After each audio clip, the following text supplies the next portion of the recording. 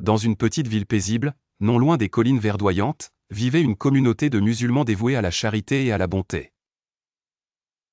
Parmi eux se trouvait un homme sage nommé Idriss, connu pour sa profonde spiritualité et son engagement envers les enseignements du prophète, paix et bénédiction soient sur lui.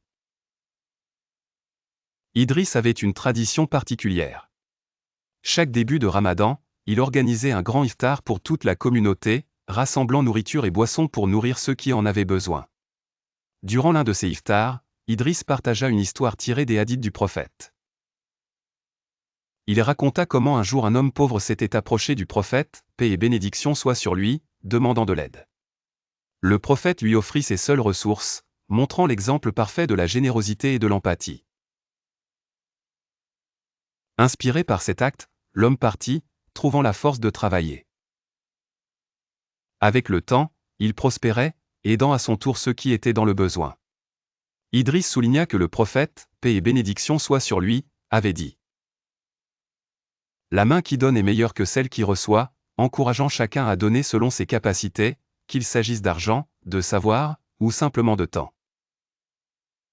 Dans l'esprit de cette tradition, la communauté d'Idriss consacrait chaque vendredi soir à la prière collective, priant pour la paix dans le monde et la santé de chacun. Les enfants apprenaient des duas, ou supplications, pratiques renforçant leur foi et leur reliance à Allah. Un soir, après la prière, une jeune fille approcha Idriss, intriguée par le pouvoir des doigts. Elle demanda: Idriss, pourquoi les doigts sont-elles si importantes pour nous? Idriss répondit avec un sourire: Les doigts sont notre liaison directe avec Allah. Par elles, nous exprimons nos besoins, nos remerciements et nos espoirs. Chaque mot prononcé monte vers Allah, et il nous entend avec bienveillance. Cette perspective réconfortait la jeune fille, et elle se promettait d'apprendre une nouvelle doua chaque semaine, partageant sa nouvelle compréhension avec ses amis. À travers ces actions, la communauté d'Idriss se renforçait spirituellement, bâtissant une solidarité fondée sur la charité, la prière et l'amour fraternel.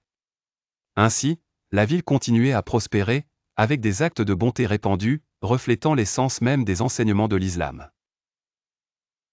L'histoire d'Idriss et de sa communauté illustrait magnifiquement comment la charité, combinée à la spiritualité éclairée par les douas, pouvait transformer des vies et rapprocher les gens.